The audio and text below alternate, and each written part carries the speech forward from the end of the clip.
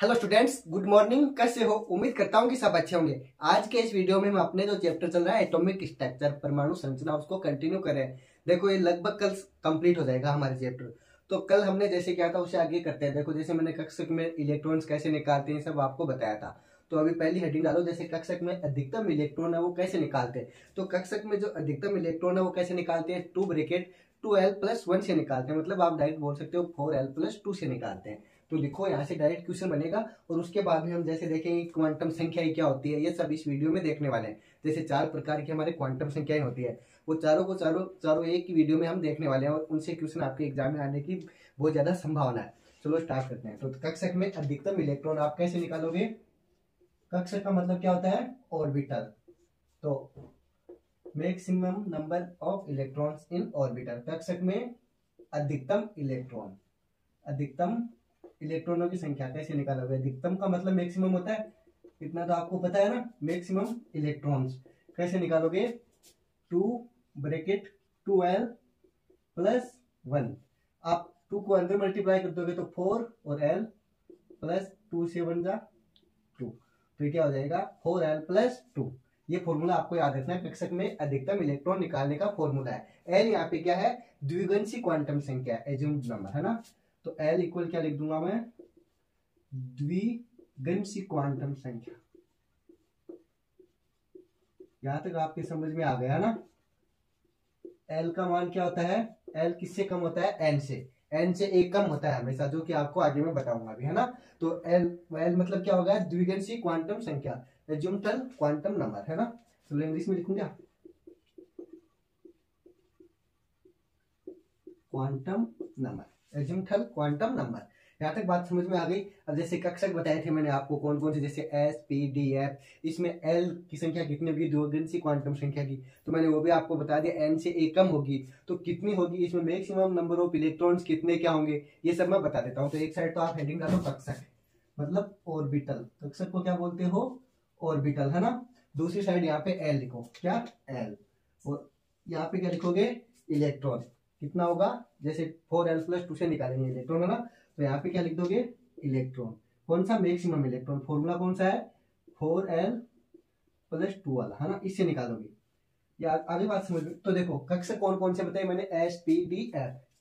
S कक्षक, P कक्षक, D और एफ, चारों कक्षक हो गए। तो अब मैंने आपको बताया था एस कक्षक होता है, उसके लिए आपको मैंने एल की वैल्यू बताई। क्या बताई? अब कैसे क्या आती है जैसे वो मैं आपको आगे बताऊंगा कि एल की 0 वैल्यू कैसे आई, 1 कैसे आई। जैसे क्वांटम संख्या देखेंगे ना, जस्ट अगला वाला टॉपिक, उसमें बताऊंगा कि ये एल की वैल्यू 0 कहां से आई, 1 कहां से आई। एक बार आप इतना याद रखो कि जो एस ऑर्बिटल होता है हमारे, एस कक्षक, इसमें एल की वैल्यू 0 होती है, पी में 1 होती है, उसके बाद 2, उसके बाद 3, मतलब 0 1 2 3, ऐसे डायरेक्ट याद रख लो। अब देखो मैन बात, यहाँ पे एल की वैल्यू रखोगे आप, जैसे इसमें है 0 तो 0 रखोगे तो 0 मल्टीप्लाई होगी क्या हो जाएगा? 0 प्लस में 2, मतलब कितना आंसर हो जाएगा? 2। ऐसे ही आप सबके निकालोगे। फिर अगले में एल की वैल्यू 1 रखोगे तो 4 को एल से, मतलब 1 से मल्टीप्लाई करो 1 से, तो 4+2, मतलब यहाँ पे क्या हो जाएगा? 6। फिर देखो इनमें डिफरेंस कितने का आ गया? 4 का। तो डायरेक्ट याद रख लो कितना हो जाएगा? 2 6 फिर 10 फिर 14। यहाँ तक आपकी समझ में आ गया होगा। तो ये क्या हो जाएगी? एल की वैल्यू आपको याद रखनी है। एस ऑर्बिटल होता है उसमें कितनी होती है? 0। उसके बाद पी में कितनी होती है? 1। फिर डी में 1, डी में सॉरी 2, और एफ में 3। आप इसका स्क्रीनशॉट लो, फिर आगे चलते हैं। मैं आपको ये भी बताऊंगा कि ये आए कहां से, 0 1 2 3 सारे के सारे, है ना। इसकी टेंशन आपको बिल्कुल नहीं लेनी। स्क्रीनशॉट ले लिया? चले आगे। अगर स्क्रीनशॉट ले लिया हो तो आगे चलते हैं। देखो मैं इरेज कर देता हूँ, डस्टर लेके आ रहा हूँ। हाँ हाँ, तो कक्षक में अधिकतम इलेक्ट्रॉन किससे निकालोगे? 4l+2 से निकालोगे। याद रहना चाहिए। मेन बात क्या है? एस ऑर्बिटल है, उसमें एल की वैल्यू क्या होती है? 0। पी में क्या होती है? 1। डी में 2, एफ में 3। बस इतनी याद रख लो कि आपका काम हो जाएगा, इससे बाहर एग्जाम में नहीं आएगा। अब काम क्या लेनी है, कैसे क्या लेनी है, सारी की सारी मैं आपको बताऊंगा। मुख्य क्वांटम संख्या होती है, उसको हम किसे रिप्रेजेंट करते हैं? मैंने आपको पहले भी बताया था, अब फिर से बता देता हूँ। एन से रिप्रेजेंट करते हैं। द्विगंशी को किससे रिप्रेजेंट करते हो? एल से। ये दोनों तो याद है आपके। बाकी 2 और होती है, वो आगे हम पढ़ेंगे। जैसे क्वांटम चक्रण संख्या हो गई, चुंबकीय चक्रण हो गया, है ना। इसको और पढ़ेंगे। तो आगे देखो हेडिंग डालो क्वांटम संख्या है। पहले हेडिंग डालो फिर बताता हूं क्या होती है क्वांटम संख्या। क्वांटम नंबर्स, इंग्लिश में क्या बोल दोगे? Quantum numbers. एक ही बात है, हिंदी में बोलो चाहे इंग्लिश में बोलो, क्वांटम नंबर्स।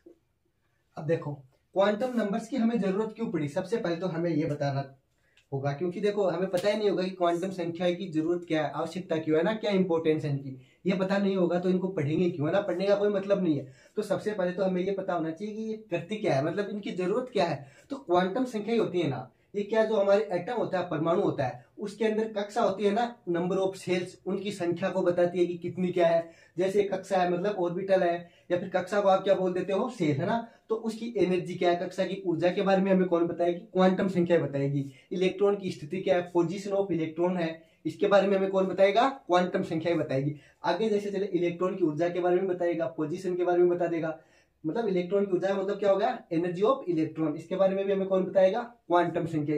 ऐसे इलेक्ट्रॉन का चक्रण है, स्पिन है ना, स्पिन ऑफ इलेक्ट्रॉन, इसके बारे में भी हमें कौन जानकारी देगा, क्वांटम संख्या ही देगी।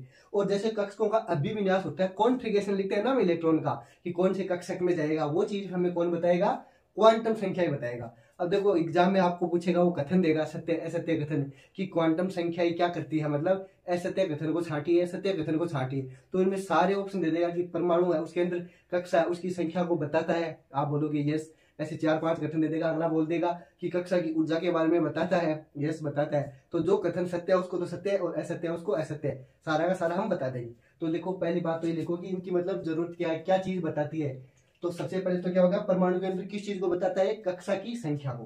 क्वांटम संख्या हमें क्या बताती है, कक्षा की संख्या के बारे में, कक्षा की संख्या के बारे में हमें कौन बताता है, क्वांटम संख्या बताता है। इसको इंग्लिश में क्या बोलते हैं, number of shells, number of shells के बारे में बताता है। दूसरी बात इसके बारे में बताता है, कक्षा की ऊर्जा के बारे में बताता है हमें, है ना। तो यहाँ पे तो कक्षा होगी और यहाँ पे क्या हो जाएगा, ऊर्जा, तो एनर्जी ऑफ सेल्स हो जाएगा, सीधी सी बात ही है। क्या हो जाएगा बच्चों, energy of shells, energy of shells. उसके बाद में अगली बात मैंने आपको बताई, क्या बता देगा, ये इलेक्ट्रॉन की स्थिति को बता देगा, और उसकी जो ऊर्जा है उसके बारे में बता देगा। तो अगली हेडिंग क्या डाल दो, मतलब पॉइंट क्या लिख लो, इलेक्ट्रॉन की ऊर्जा व स्थिति के बारे में, स्थिति के बारे में बताता है। मतलब एनर्जी ऑफ इलेक्ट्रॉन हो गई और उसकी पोजीशन हो गई, इसके बारे में कौन बताता है, हमें ये बताता है। तो मैं डायरेक्ट लिख दूं यहाँ पे, है ना, शॉर्टकट में। तो इलेक्ट्रॉन की जैसे ऊर्जा होगी उसको तो क्या बोल दोगे, energy of electron and energy of electron and position of electron के बारे में बताता है। मैं डायरेक्ट लिख रहा हूँ ना, क्या, एनर्जी एंड पोजीशन, किसके बारे में बताता है, energy of electron and position of electron के बारे में हमें बताता है। ऐसे अगला पॉइंट क्या बता देगा, चक्रण है उसके बारे में बता देगा, इलेक्ट्रॉन का चक्रण है उसके बारे में ना, स्पिन ऑफ इलेक्ट्रॉन, तो इलेक्ट्रॉन के चक्रण के बारे में बता देगा हमें, है ना, स्पिन ऑफ इलेक्ट्रॉन के बारे में बता देगा। अगली बात करें जैसे कि कक्षकों का अभिविन्यास है, मतलब कॉन्फ़िगरेशन है ना, इसके बारे में हमें कौन बता देगा, अपने क्वांटम संख्या बता देगी। तो कक्षकों के अभिविन्यास के बारे में भी हमें बताती है। तो अगला पॉइंट लिखो, कक्षकों का अभिविन्यास, कॉन्फ़िगरेशन ऑफ ऑर्बिटल्स, है ना। तो कॉन्फ़िगरेशन ऑफ ऑर्बिटल्स के बारे में बता देती है। तो डायरेक्ट लिख दूं मैं, कॉन्फ़िगरेशन, देखो शॉर्टकट में लिख रहा हूँ, कॉन्फ़िगरेशन ऑफ ऑर्बिटल्स।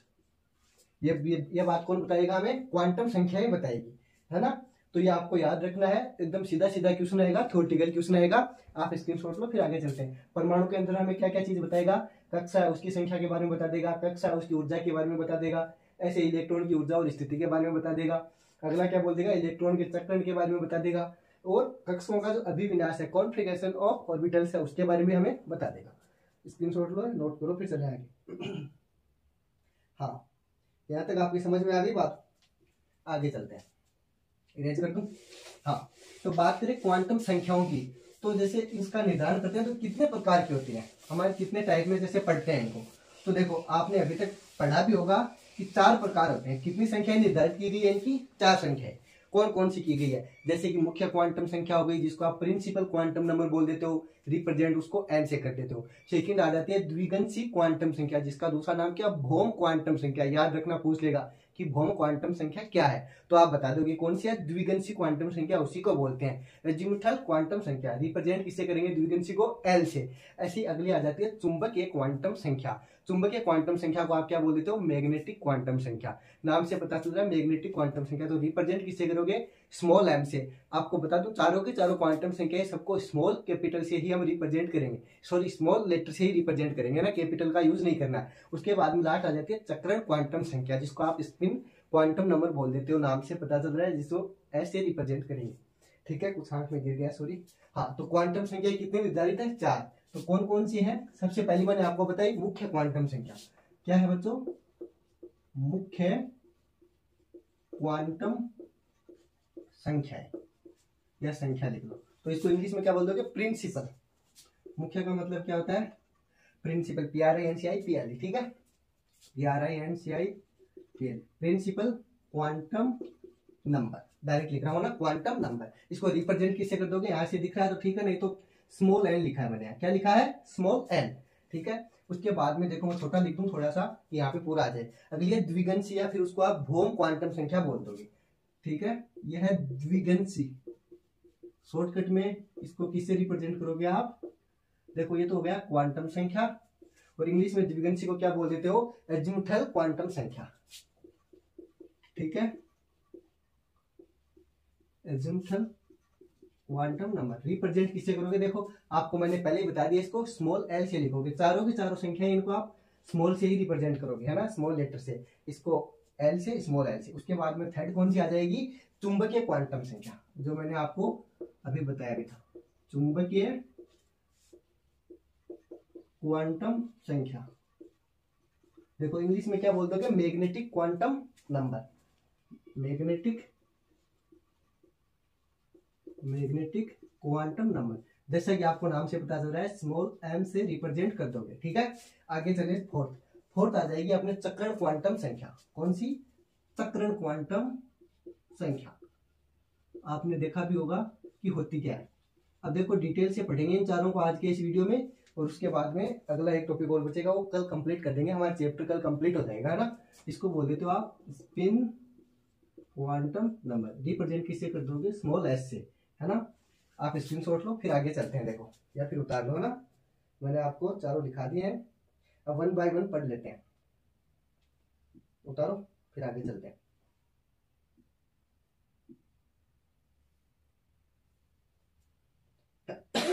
सॉरी, आगे बात समझ में उतार लिया क्या, चलो ठीक है, आगे चलते हैं। हेडिंग डालो, मुख्य क्वांटम संख्या। ठीक है, प्रिंसिपल क्वांटम नंबर, हेडिंग डालो, पहला पॉइंट। ये चीज मैंने आपको बता दी। इसको लिखते किससे हैं, स्मॉल एम से। किससे रिप्रेजेंट करते हो बच्चों, स्मॉल एम से। आगे बात समझ में। इसके बारे में सबसे पहले किसने बताया था, बोहर ने बताया था। किसने बताया, बोहर ने, जो कि मैंने आपको पहले भी बताया था। तो इसके बारे में सबसे पहले किसने बताया, बोहर ने बताया।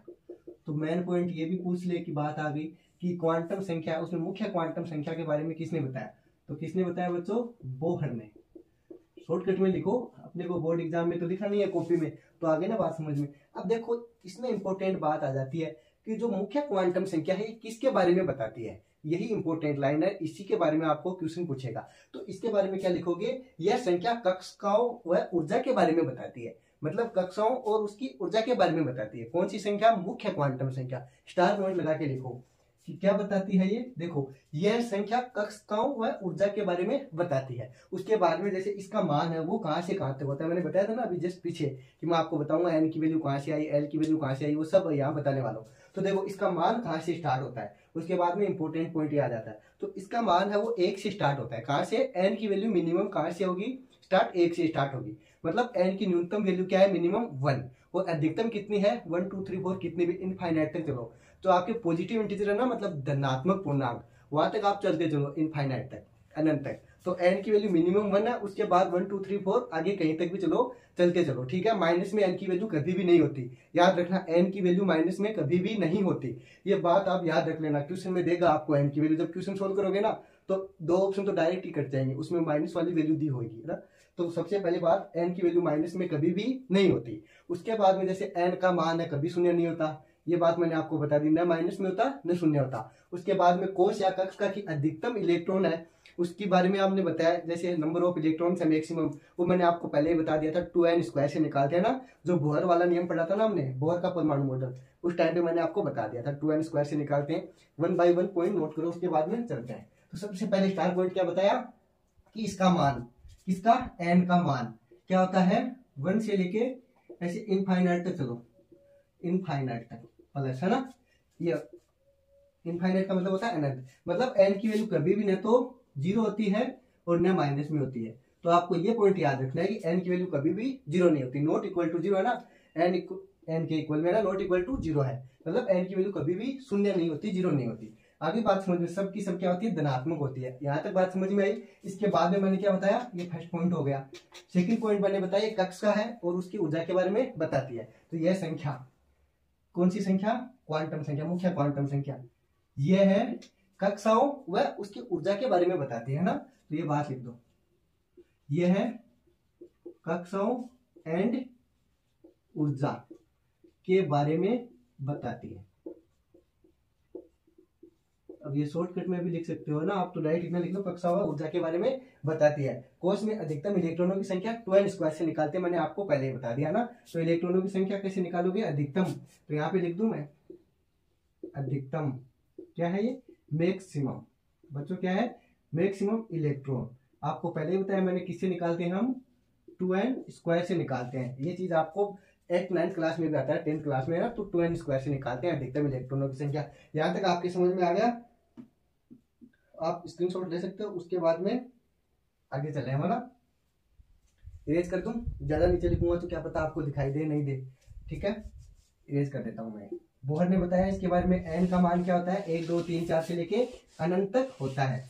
ये बात आपकी समझ में आ गई यहाँ तक। उसके बाद में देखो एक बात बताओ, जैसे जैसे n का मान बढ़ेगा, n का मान बढ़ने का मतलब है कक्षा या फिर कोश है उनकी संख्या बढ़ेगी, उनकी संख्या बढ़ती जाएगी। इसका मतलब वो नाभिक से क्या हो जाएंगे दूर, मतलब नाभिक से जितने दूर होंगे तो उनका आकार बढ़ेगा तभी तो होंगे। तो नाभिक से दूरी बढ़ने से इनके आकर्षण में क्या आ जाएगी, कमी, आकर्षण में कमी आ जाएगी। तो n का मान बढ़ने पे कक्षा का स्थायित्व क्या होता है, स्टेबिलिटी क्या होती है, कम होती है, डिक्रीज होती है। स्टेबिलिटी क्या हो जाएगी, डिक्रीज हो जाएगी, क्योंकि देखो कक्ष क्या है वो बढ़ जाएंगे, कक्षाओं की संख्या बढ़ जाएगी ना, या कोश बोल दो, सेल्स है, नंबर ऑफ सेल्स क्या हो जाएंगे इंक्रीज। तो नाभिक का न्यूक्लियस, उससे जो उसकी डिस्टेंस है वो क्या हो जाएगी ज्यादा, डिस्टेंस ज्यादा हो जाएगी तो उसमें अट्रैक्शन मींस आकर्षण क्या हो जाएगा कम, आकर्षण कम तो स्टेबिलिटी क्या हो जाएगी कम। यही बात आपको यहाँ पे लिखनी है। आगे बात समझ में, सबसे इंपॉर्टेंट बात है, ये कथन के रूप में आपको दे देगा कि n का मान बढ़ने पर कोषों की संख्या घटती है, ऐसे बोल देगा वो। लेकिन आपको क्या याद रखना है, कोषों की संख्या क्या होती है, बढ़ती है। तो कोषों की संख्या बढ़ने के कारण परमाणु का आकार क्या हो जाएगा,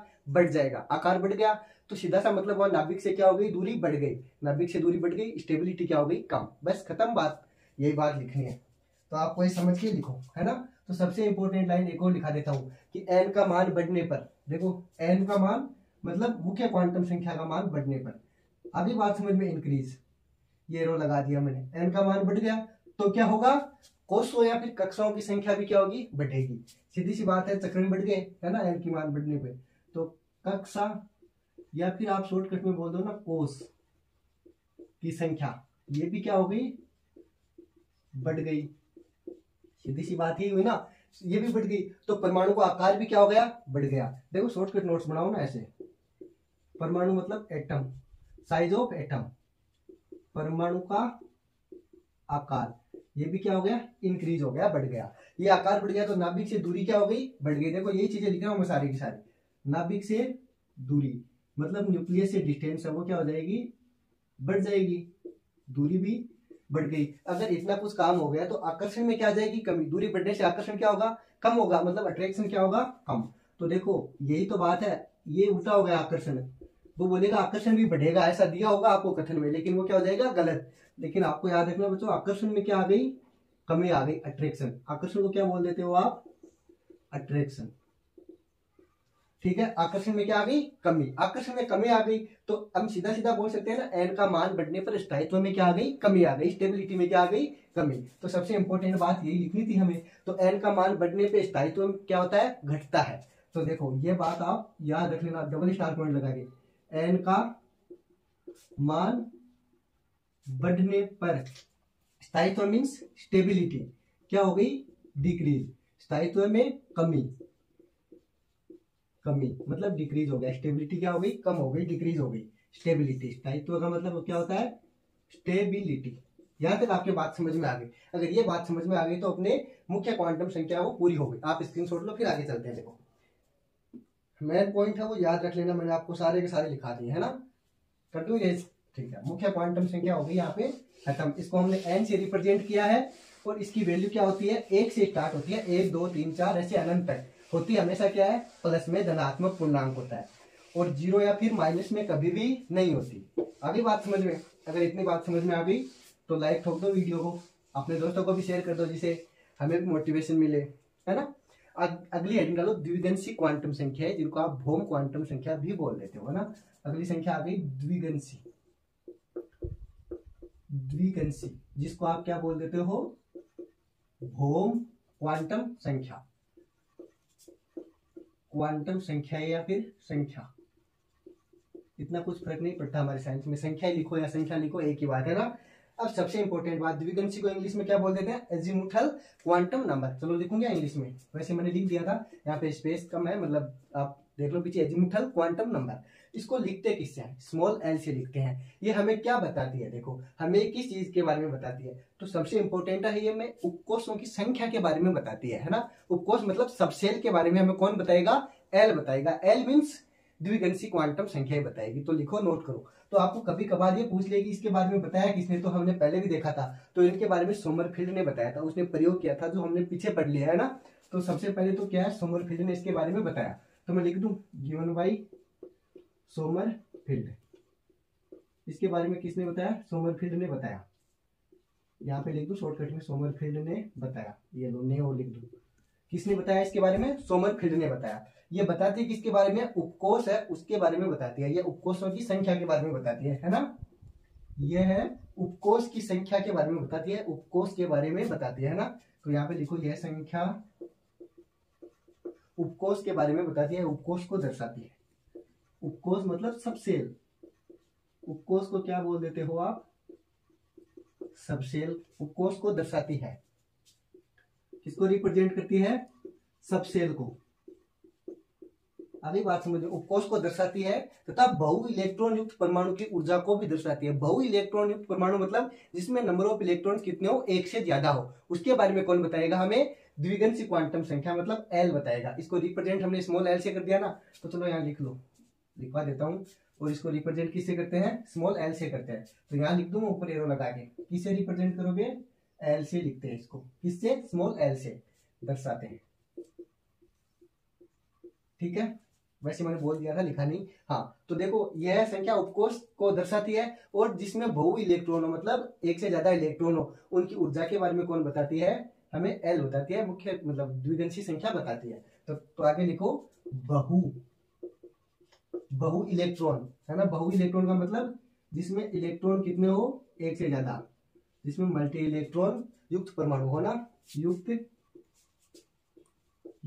परमाणु की ऊर्जा, जो बहुत इलेक्ट्रॉन है उसकी परमाणु की ऊर्जा, उसके बारे में कौन बताएगा हमें, एल बताएगा। ऊर्जा को दर्शाती है, बताती है ना, लिख लो, को दर्शाती है। यहां तक आपको आपकी बात समझ में आ गई। अब देखो सबसे इंपॉर्टेंट बात एक और इसके बारे में, कि एक ऐसी संख्या होती है जो परमाणु होता है उसकी 3D शेप के बारे में बताती है, और वह कौन सी संख्या होती है, हमारे द्विगंशी क्वांटम संख्या होती है। तो इंपॉर्टेंट लाइन इसके बारे में आप ये लिख लो है कि यह संख्या कक्षक का त्रिविमीय आकार है उसके बारे में बताती है। तो कक्षक की 3D शेप होती है, उसके बारे में हमें कौन बताता है, द्विगंशी क्वांटम नंबर हमें बताता है ना।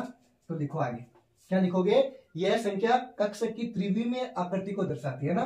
तो यह 3D शेप की, कौन सी शेप, 3D शेप।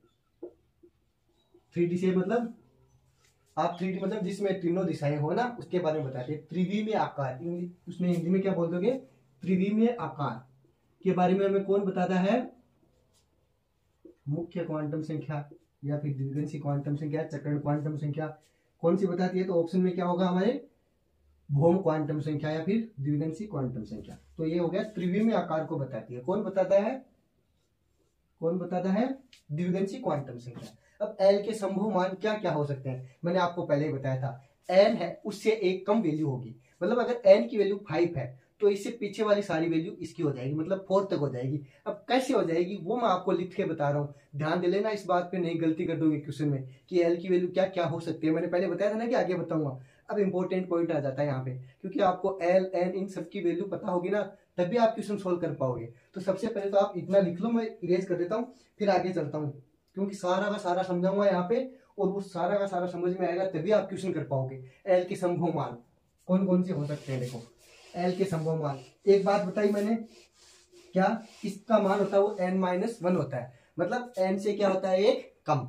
तो सबसे इंपॉर्टेंट लाइन, एल के संभव मान, संभव मतलब पॉसिबल मान, कौन कौन से हो सकते हैं। अब देखो मैंने आपको बता दिया n-1 होता है, इतना तो याद रखोगे ही रखोगे, लेकिन हो कितना सकता है, जैसे 0 भी हो सकता है, 1 भी हो सकता है, 2 भी हो सकता है, 3 4 ऐसे आगे चलते चलो। मेन बात है n-1 होता है, कैसे होता है ये बात समझाऊंगा मैं आपको, ये बात आपको समझ में ही आनी चाहिए। सपोज देखो एग्जाम्पल लेते हैं, अगर n की वैल्यू दी हुई हो, कितनी हो, अगर सपोज 5 दी हुई हो, n की वैल्यू कितनी बच्चों 5, तो क्या हो जाएगा, देखो n की वैल्यू क्या हो जाएगी, ये आपको मैंने पहले बता दिया n की वैल्यू कैसे निकालते हैं, याद है ना पीछे वाला, तभी इसको कर पाओगे।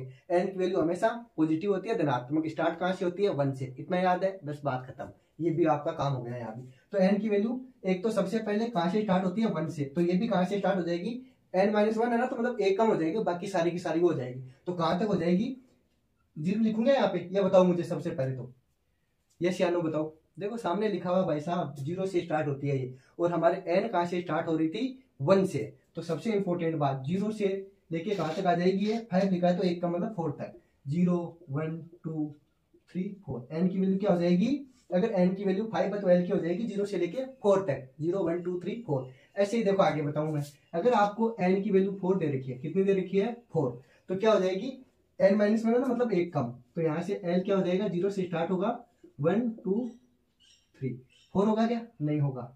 अब आगे आप मेरे को कमेंट करके बताओगे, जैसे मैं क्वेश्चन दे रहा हूँ एक आपको, n=6 दे रखा है, एक तो ये आप मेरे को बताओगे, इसमें क्या निकाल के बताओगे l की वैल्यू, एक जैसे n की वैल्यू आपको 3 दे रखी है, क्या दे रखी है n=3 दे रखा है, तो आप l की वैल्यू निकाल के बताओगे। स्क्रीनशॉट लो फिर आगे चलते हैं।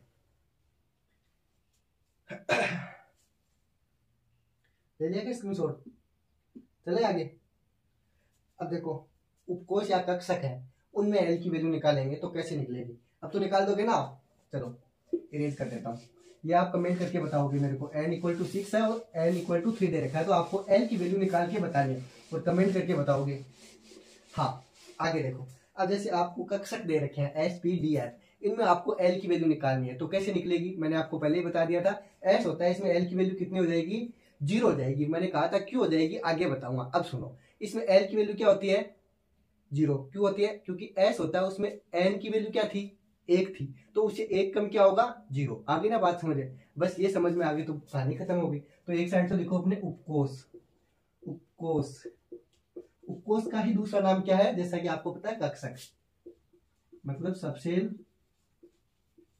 या ऑर्बिटल, है ना, यहाँ पे ऑर्बिटल लिख लो, ऑर्बिटल्स कौन कौन से होते हैं कक्षक। हाँ और इधर क्या आ जाएगा एल की वैल्यू, एल की वैल्यू निकालनी है तो कैसे निकलेगी, जैसे एस है, पी है, डी है और एफ है, तो चारों में मैंने आपको बता दिया। एन की वैल्यू निकाली थी आपने, क्या निकाली थी, एन की वैल्यू निकाली थी आपने 1, तो इसमें एक कम होती है ना n-1, तो क्या हो जाएगा 0, उसके बाद में पी में कितना था 2, तो इसमें क्या हो जाएगा एक कम, तो आप डायरेक्ट लिख दो ना आगे, 0 के बाद में 1 2 3, बात खत्म हो गया सीधा सा, बस बहुत ईजी है, यही तो मैंने बताया था कि आपको आगे बताऊंगा समझ में आ जाएगा। इसको नोट करो, बहुत इंपॉर्टेंट चीज है, डायरेक्ट क्वेश्चन आएगा यहाँ से। एल की वैल्यू एस कक्षक के लिए कितनी होती है 0, याद रखना ये इंपॉर्टेंट है, एस कक्षक होता है उसमें एल की वैल्यू क्या होती है 0, याद रखना बहुत ज्यादा इंपॉर्टेंट है, स्क्रीनशॉट लो फिर आगे चलते हैं। अब देखो जैसे इलेक्ट्रॉन की ऊर्जा है, उसकी कक्षक का कोणीय संवेग है, वो किस पे निर्भर करता है, इलेक्ट्रॉन की ऊर्जा है ना, वो उसका जो कक्षक का कोणीय संवेग है, मतलब ऑर्बिटल एंगुलर मोमेंटम है, उस पर डिपेंड करेगा, है ना, और उसकी वैल्यू क्या होती है, कक्षक का कोणीय संवेग कैसे निकालते हैं हम, L ब्रैकेट L+1, फिर उसके अंदर रूट आ जाएगा ऊपर और बाहर आ जाएगा h/2π, बहुत इंपॉर्टेंट है, चलो लिखवा देता हूँ। हाँ कर लिया नोट, अगर आपका ध्यान थोड़ा सा भी इधर उधर हो गया तो सारा का चैप्टर है, सारा का सारा चैप्टर है वो हो जाएगा, समझ से बाहर हो जाएगा। तो इलेक्ट्रॉन की ऊर्जा होती है क्या, एनर्जी ऑफ इलेक्ट्रॉन। इलेक्ट्रॉन की ऊर्जा है वो किस पर डिपेंड करती है, कक्षक का कोणीय संवेग है उस पर निर्भर करती है ना, कक्षक के कोणीय संवेग पर निर्भर करती है। कक्षक का कोणीय संवेग लिख दो या डायरेक्ट लिख दो ना, कक्षक का कोणीय संवेग, कक्षक कोणीय, कक्षक के कोणीय संवेग पर निर्भर करती है। इसको क्या बोल दोगे इंग्लिश में आप, orbital angular momentum. Orbital angular momentum क्या है ये, मोमेंटम पर निर्भर करती है। इसके नोट्स आपको हमारे टेलीग्राम पे मिल जाएंगे जो फ्री ऑफ कॉस्ट है ना, और एकदम अच्छी राइटिंग में मिलेंगे, हैंड रिटन नोट्स मिलेंगे है ना। तो कक्षक का कोणीय संवेग क्या होता है आप मुझे कमेंट करके बताओ, मैंने अभी बताया था कक्षक कोणीय संवेग, कोणीय संवेग। अब देखो क्या होता है, एल ब्रैकेट एल प्लस 1 इतना याद रह जाएगा, उसके ऊपर क्या लगा दोगे रूट, पहले तो ये काम करोगे, क्या लगा दिया रूट। अब जो h/2 लिखोगे वो इसके बाहर लिखोगे न कि अंदर, गलती आप यही करोगे कि सारा का सारा अंदर चेप के आ जाओगे, लेकिन ये h/2 क्या होता है इसके बाहर होता है। यहाँ तक अगर बात समझ में आई तो आगे चले, एल ब्रैकेट में एल प्लस 1 है और अंडर रूट है, उसके बाद h/2 है। यहाँ तक समझ में आ गया तो फिर स्क्रीनशॉट लो, आगे चलते हैं। हाँ तो मैंने आपको एक चीज पूछी, एस कक्षक होता है उसका कोणीय संवेग वो कितना होगा, कितना होगा बताओ, यहाँ पे लिख दो एस कक्षक का कोणीय संवेग कितना होगा, कौन बताएगा, ये क्वेश्चन हो गया, कोणीय संवेग कितना होगा। देखो अब मैंने आपको अभी बताया जस्ट इससे पीछे वाले लाइन में एल की वैल्यू क्या होगी, इसमें एस के लिए 0 होगी, तो यहाँ पे जैसे मैं 0 लिखूंगा तो ये मल्टीप्लाई होकर सारा क्या हो गया 0, फिर ये 0 इससे मल्टीप्लाई हो गया तो ऑल ओवर क्या हो गया 0। तो एस कक्षक है उसका कोणीय संवेग उसका मान कितना होता है 0, बिकॉज ऑफ एल की वैल्यू क्या होती है 0, एल 0 है इसीलिए क्या हो गया एस कक्षक है उसका कोणीय संवेग भी क्या हो गया 0। ये बात बहुत इंपॉर्टेंट है, एग्जाम में बहुत बार पूछा है, नीट एग्जाम में तो एक दो तीन बार मतलब पता नहीं कितनी बार पूछा है, बहुत बार पूछा है ना। तो हम क्या कह सकते हैं, एस कक्षक है उसका कोणीय संवेग है उसका मान क्या होता है 0, कारण क्या बताया एल की वैल्यू क्या होती है उसके अंदर 0। तो हम बोल सकते हैं एस कक्षक की ऊर्जा का निर्धारण मुख्य क्वांटम संख्या n द्वारा निर्धारित किया जाएगा, न कि एल द्वारा। एन द्वारा क्यों करेंगे, क्योंकि एल की वैल्यू क्या होती है इसके अंदर 0, इसलिए इसमें ऊर्जा का निर्धारण किससे करेंगे, मुख्य क्वांटम संख्या n द्वारा करेंगे। ये सबसे इंपॉर्टेंट बात है, तो यहां मैं स्टार लगा के लिख रहा हूं है ना कि एस कक्षक की ऊर्जा का निर्धारण, एस कक्षक की ऊर्जा का निर्धारण किससे करेंगे, मुख्य क्वांटम संख्या द्वारा करेंगे है ना, का निर्धारण मुख्य क्वांटम संख्या से करेंगे। संख्या मुख्य क्वांटम संख्या वो आप किससे लिखते हो, स्मॉल n से करेंगे है ना, से करेंगे। एस कक्षक की ऊर्जा का निर्धारण मुख्य क्वांटम संख्या n से करेंगे। आगे बात समझ में, इंपोर्टेंट लाइन लिखो है ना, उसके बाद अगली हेडिंग डालते हैं चुंबकीय क्वांटम संख्या, उसके बारे में पढ़ते हैं। हो गया कंप्लीट, स्क्रीनशॉट लो फिर आगे चलते हैं। हाँ चलो ठीक है, अगली हेडिंग डालो, डालिए अगली हेडिंग। तो इसके बारे में किसने बताया बताओ, सबसे पहले तो बताओ हेडिंग कौन सी डाली है, कौन सी क्वांटम संख्या, चक्रण क्वांटम संख्या है चुंबकीय क्वांटम संख्या। पहले पढ़ लेते हैं चुंबकीय क्वांटम संख्या है ना, जो मैंने आपको बता दी, चुंबकीय क्वांटम संख्या। हेडिंग डाल ली, लो मैं भी डाल देता हूं, मैग्नेटिक क्वांटम नंबर, चुंबकीय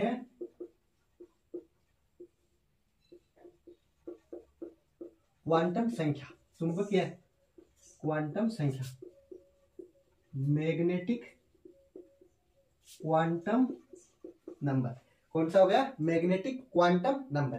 देखो इसको लिखोगे किससे, स्मॉल m से, पहले लिख देता हूं भूल जाता हूं नहीं हर बार में, किससे रिप्रेजेंट करोगे, स्मॉल m से लिखते हैं, से लिखते हैं या दर्शाते हैं, जैसा भी आपको सही लगे। रिप्रेजेंट किससे करोगे, स्मॉल m से करोगे। इसके बारे में किसने बताया वो भी लिख लो साथ में, एक लेंडे नाम का साइंटिस्ट था, कौन था, लेंडे नाम का साइंटिस्ट। लेंडे ने बताया, क्या बताया कि चुंबकीय क्वांटम संख्या क्या होती है ना, और इस संख्या की व्याख्या किसने की, ये इंपॉर्टेंट क्वेश्चन है, इसके बारे में आपसे पूछता है कि जो चुंबकीय क्वांटम संख्याएं हैं इनकी व्याख्या किसने की। तो इसकी व्याख्या भाई साहब अपने जीमान और श्रोडिंगर नाम के वैज्ञानिक थे, उन्होंने की।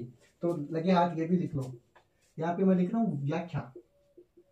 व्याख्या का मतलब इनका बखान किसने किया है ना, तो किसने किया, एक तो जीमान नाम का साइंटिस्ट था और उसके साथ में कौन था, श्रोडिंगर। आप जो पढ़ते हो ना श्रोडिंगर इक्वेशन, वो वाला भाई साहब श्रोडिंगर ने की है ना। व्याख्या किसने की, जीमान और श्रोडिंगर ने की। अब देखो सबसे इंपॉर्टेंट बात आ जाती है इसके बारे में कि यह संख्या हमें क्या बताती है, किस चीज के बारे में बताती है। तो यह संख्या हमें जो कोई भी कक्षक है, सॉरी उपकोष है, उसके अंदर कक्षकों की संख्या कितनी है उसके बारे में बताएगी। मतलब कोई उपकोष है तो उससे संबंधित कक्षकों की संख्या, उसमें कौन बताएगा, हमें चुंबकीय क्वांटम संख्या बताएगी। सबसे पहले ये लाइन नोट करो, उसके बाद समझाता हूं। तो यह संख्या हमें क्या बताती है, सबसे इंपॉर्टेंट लाइन यही है, फिर समझाता हूं इसके बारे में। यह संख्या किसी उपकोष में है ना, किसी उपकोष का मतलब क्या होता है, मैंने बहुत बार बता दिया है, इसको क्या बोलते हैं, सबसेल बोलते हैं ना, याद रखना। तो क्या हो जाएगा, किससे रिलेटेड है, सबसेल से। क्या हो गया, उपकोष से संबंधित कक्षकों की संख्या। यहाँ पे दिख रहा है क्या, अगर नहीं दिख रहा तो बता देता हूँ, कक्षकों की संख्या लिखूंगा, वहां पे कक्ष को लिखा हुआ है ना, कक्षकों की संख्या को निर्धारित करती है, संख्या को निर्धारित करती है। क्या मतलब हुआ, देखो इंग्लिश में वो छापूं क्या, बोल देता हूं, आप लिख लेना कि क्या है, this number determines number of orbitals related to any subshell. देखो सबसे इंपॉर्टेंट बात मैं बता दूं कि क्या बोल रहा है, कोई भी उपकोष है, सबसेल है, उससे संबंधित मतलब रिलेटेड जो कक्षक है, कि कितने कक्षक होंगे उनकी संख्या का निर्धारण करेगी, संख्या को फिक्स करेगी। ऑर्बिटल्स है, कौन से ऑर्बिटल में जाएगा, जैसे एस में जाएगा, पी में जाएगा, डी में जाएगा, जो अंतिम इलेक्ट्रॉन होता है ना, उसके आधार पे उसका निर्धारण कौन करेगा, डिटरमाइन कौन करेगा, चुंबकीय क्वांटम संख्या करेगी, मैग्नेटिक क्वांटम नंबर करेगी। आप स्क्रीनशॉट लो, फिर आगे चलते हैं। और भी सिंपल वर्ड्स में लिखना चाहूँ तो मैं ये लिख सकता हूँ ना, यह संख्या कक्षकों का जो अभिविन्यास होता है, कॉन्फ़िगरेशन होता है, उसके बारे में बताते हैं। अभी कॉन्फ़िगरेशन हम आगे पढ़ेंगे, इससे अगला टॉपिक है वो हमारा कॉन्फ़िगरेशन ही है ना, तो उसके बारे में आपको बताऊंगा तो और समझ में आ जाएगा। आपने लिख लिया, चलो लिख लिया तब और भी अच्छा। इसको रिप्रेजेंट किससे किया है, स्मॉल एम से। इसकी व्याख्या किसने की, जीमान और श्रोडिंगर ने। ऐसे साथ साथ में आप क्या करो, रिविजन करते चलो। और इसके बारे में बताया किसने, सबसे पहले लेंडे नाम के साइंटिस्ट ने बताया। हाँ, तो ये संख्या है वो क्या कहती है, कक्षों का जो अभिविन्यास है, कॉन्फ़िगरेशन है, उसके बारे में भी बताती है। चलो एक लाइन और लिख लो ना, नहीं बोलोगे सर आपने छोड़ दिया। तो यह है संख्या, किसके बारे में बताती है, कक्षकों के अभिविन्यास के बारे में। यह संख्या कक्षकों का अभिविन्यास है उसके बारे में बताती है। यह संख्या कक्षकों के अभिविन्यास के बारे में बताती है, अभिविन्यास के बारे में बताती है ना, कॉन्फ़िगरेशन के बारे में। अभिविन्यास का मतलब क्या होता है, कॉन्फ़िगरेशन ऑफ ऑर्बिटल्स। तो लिख दो यहाँ पे, कॉन्फ़िगरेशन ऑफ ऑर्बिटल्स के बारे में बताती है। यहां तक आपने लिख लिया होगा ना, अगर लिख लिया तो आगे चलते हैं, है ना। अब देखो बताएगी कैसे, कक्षों जो अभिविन्यास है, कॉन्फ़िगरेशन है, उसके बारे में बताएगी कैसे। देखो कोई प्रबल चुंबकीय क्षेत्र होगा, उसके अंदर हम क्या करेंगे, किसी परमाणु को ले जाएंगे। तो परमाणु को ले जाएंगे तो एक तो सबसे पहले वहां पे क्या है, अपने बहुत ज्यादा चुंबकीय क्षेत्र है, प्रबल चुंबकीय क्षेत्र है ना। तो उसमें जब लेके जाएंगे अपने वाले दूसरे परमाणु को, तो वो अंदर ले जाएंगे उसके अंदर, तो क्या होगा, उसकी वजह से भी एक दुर्बल चुंबकीय क्षेत्र क्या हो जाएगा, उत्पन्न हो जाएगा। तो ये दोनों काम होंगे, तो क्या होगा, वहां पे जो वो कक्षक है ना वो फट जाएगा, मतलब टूट जाएगा, उसका विपाटन हो जाएगा। तो विपाटन होता है वो किसकी वजह से होता है, इस चुंबकीय क्वांटम संख्या है उसकी वजह से होता है, अर्थात उसके बारे में ये बताती है। जैसे T2G है वो इजी में टूट जाता है, वो वाला एग्जांपल आगे देखेंगे जब हम विपाटन पढ़ेंगे। तब आपको बस इतना समझना है कि जब कोई बाह्य परमाणु है उसको चुंबकीय क्षेत्र में ले जाते हैं, तो क्या होता है, परमाणु है उसके अंदर जो उपस्थित इलेक्ट्रॉन है उसके अंदर भी क्या हो जाता है, चुंबकीय क्षेत्र उत्पन्न हो जाता है, और वो कौन सा, दुर्बल चुंबकीय क्षेत्र उत्पन्न होता है। तो उनके बीच में जो ये अन्योन्य क्रिया होती है, उसके कारण जो उपकोष है वो अनेक उपभागों में टूट जाता है, उसका क्या हो जाता है, विपाटन। और उसी को हम क्या बोल देते हैं, कक्षकों का अभिविन्यास। ये बात मैंने आपको बता दी, जो कोई नहीं पूछेगा। यहाँ तक बात समझ में आई, तो फिर चले आगे, है ना। बस ये समझाने के लिए था कक्षकों का जो विपाटन है वो कैसे होता है। स्क्रीनशॉट ले लिया होगा, चले आगे। हाँ, अब देखो किसी उपकोष की संख्या है, उसमें कक्षकों की संख्या आप कैसे निकालोगे, उसके बारे में बताऊं मैं आपको, इरेज कर दूं। हाँ, तो इसको रिप्रेजेंट किससे किया था हमने, मैग्नेटिक क्वांटम नंबर को स्मॉल m से लिखा। तो अब m के संभव मान क्या क्या हो सकते हैं उसके बारे में देखेंगे, और किसी उपकोष में कक्षकों की संख्या है वो कैसे निकालेंगे उसके बारे में देखेंगे। तो m इक्वल क्या हो जाएगा, 12 + 1 लिखो। हाँ, तो कक्ष किसी उपकोष में कक्षकों की संख्या, कक्षकों की संख्या का जो निर्धारण करती है ना ये, तो बस वही निकालना है इंपॉर्टेंट। किसी, ये किसी है ना उपकोष में, किसी उपकोष में कक्षकों की संख्या, नंबर ऑफ ऑर्बिटल्स कैसे निकालेंगे, 12 + 1 से। पिछले वाला कैसे निकाला था बताओ कमेंट करके, 12 + 1 से निकालेंगे। अब m के संभव मान क्या क्या हो सकते हैं ना, m के पॉसिबल मान कौन कौन से हो सकते हैं, इंपॉर्टेंट बात अभी समझाऊंगा। संभव मान देखो क्या क्या हो सकते हैं, ये -l से लेके कहां तक होती है, +l तक होती है। मतलब जैसे कि +5 वैल्यू दे रखी है आपको किसकी, l की, तो ये क्या हो जाएगी, +5 वाला भी होगा और -5 तक चलोगे, बस ये बात है। लिख के बताऊंगा और ज्यादा समझ में आ जाएगा। इसको रिप्रेजेंट करने का तरीका क्या है, m के संभव मान का -l से लेके कहां तक चलेंगे, ऐसे चलते चलेंगे, बीच में तो आएगा 0, फिर वापस चलेंगे तो क्या आ जाएगा, +l। मतलब -l से लेके इधर 0 आ जाएगा बीच में, और इधर आ जाएगा +l। मतलब ये धनात्मक और ऋणात्मक और 0 कुछ भी हो सकती है, तीनों संख्याओं में से कुछ भी हो सकती है। इंपॉर्टेंट बात तो ये आ गई, l का मान वो आपको बोलेगा कि धनात्मक होता है या फिर सिर्फ ऋणात्मक होता है या न्यूट्रल होता है, मतलब 0। तो आप क्या बोलोगे, ये धनात्मक, ऋणात्मक या फिर न्यूट्रल तीनों हो सकते हैं, अर्थात +-0 कुछ भी हो सकता है। ये बात आपकी समझ में आ गई है ना। होगा कितना, जैसे कि अगर आपको दे रखा है l 5 दे रखा है, तो l 5 से लेके प्लस वाले से लेके -5 वाले तक होगा, जैसे नंबर लाइन रिप्रेजेंट करते थे ना आप 6th क्लास में, वो वाली बात है आपकी। हाँ, तो अब देखो मैं जैसे आपको एक एग्जाम्पल से समझाऊं, l इक्वल आपको दे रखा है कितना, 2 3 4 5 कुछ भी, जैसे 3 वाला बताऊं मैं, l इक्वल आपको 3 गिवन है, कितना 3 गिवन है। तो अब n के मान क्या होंगे वो आप मेरे को बताओगे।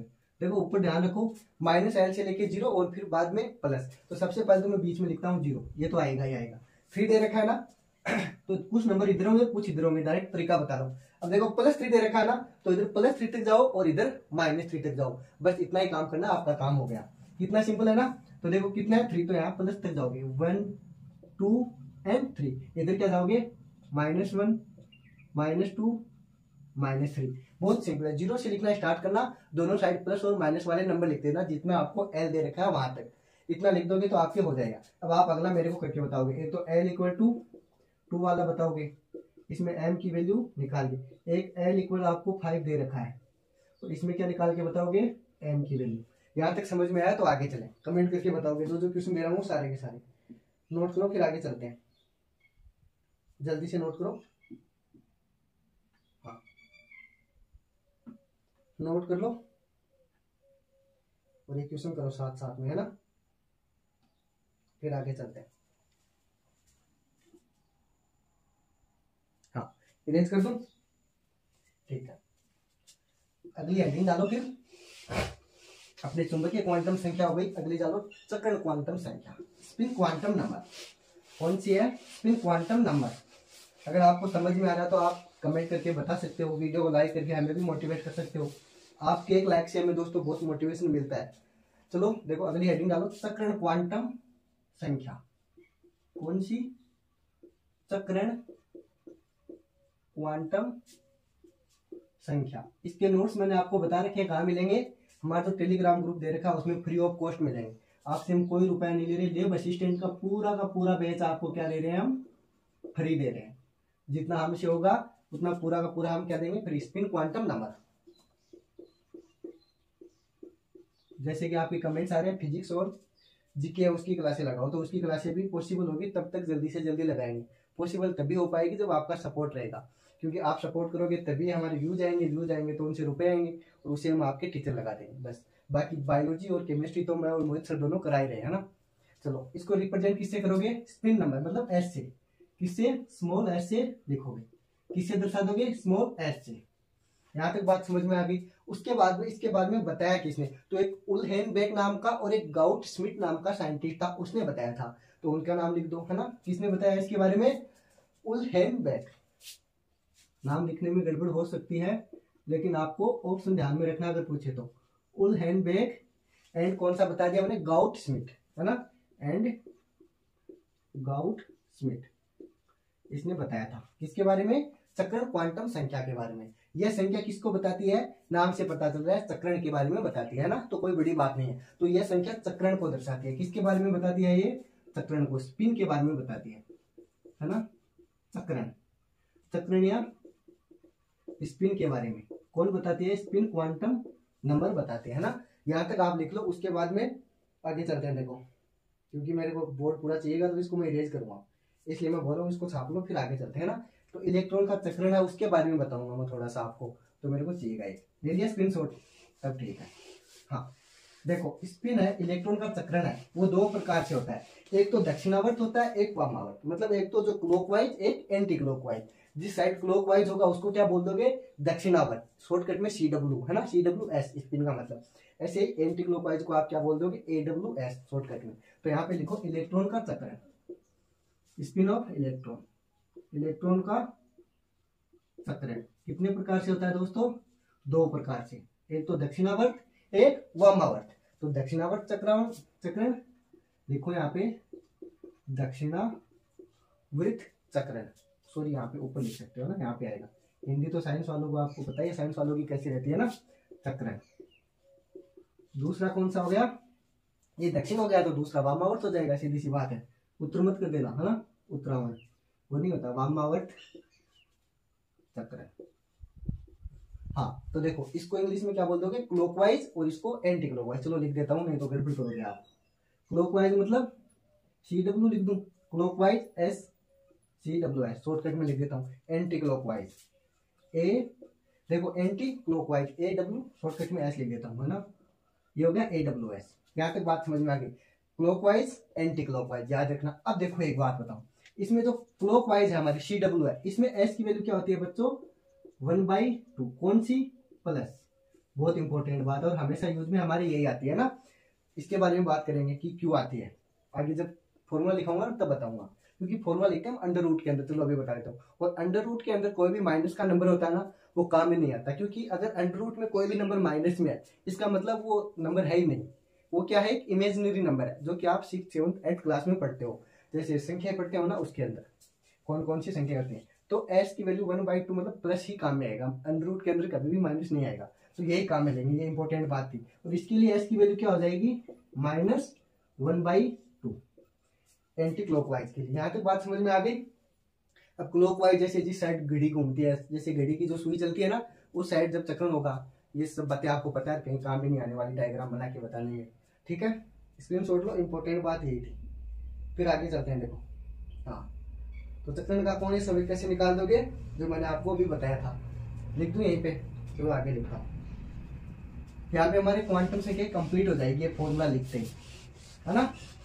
चक्रण क्वांटम संख्या कैसे निकालोगे, चक्रण कोणीय संवेग से निकालोगे। चक्रण का कोणीय संवेग कितना होता है, एकदम सिंपल सा है, चक्रण कोणीय संवेग, स्पिन मोमेंटम, है ना,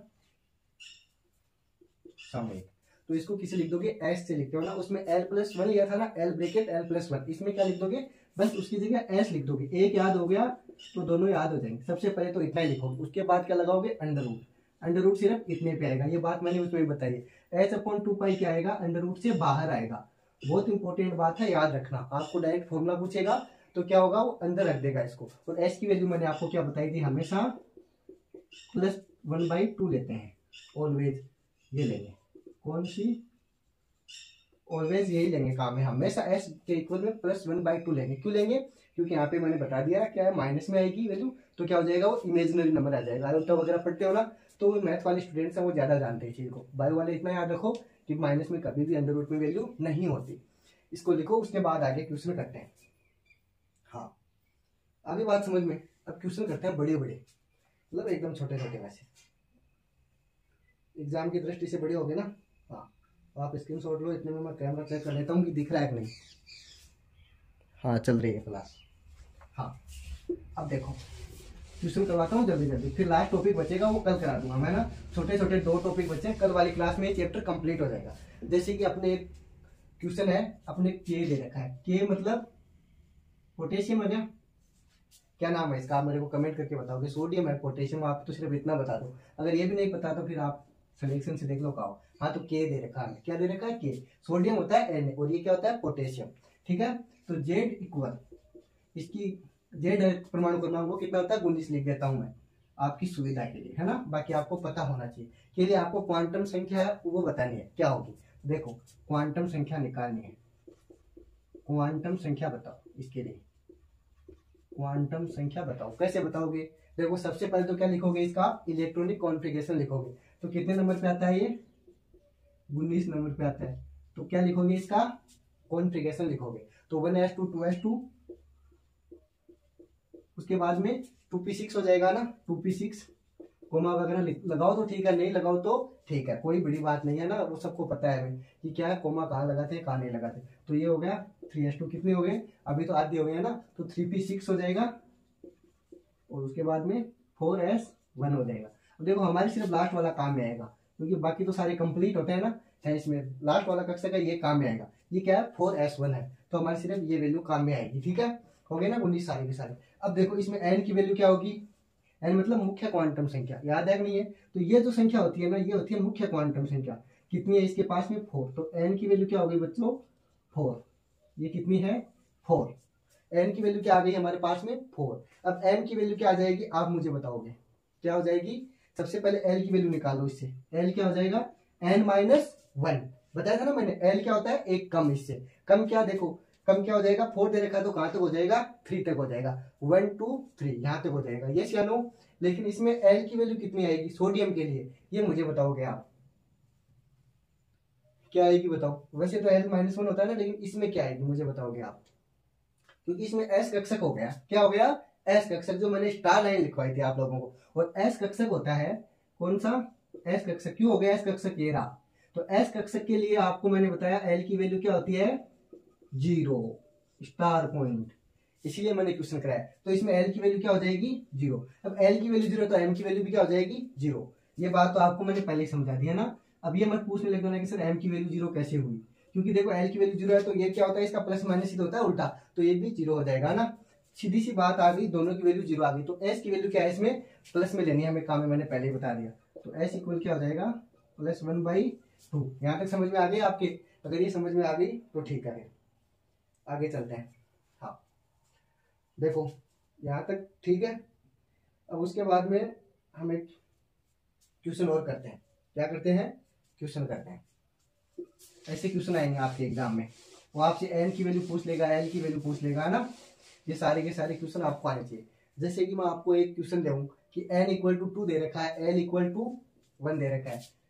क्या है, n = आपको दे रखा है 2 और l = क्या दे रखा है, 1।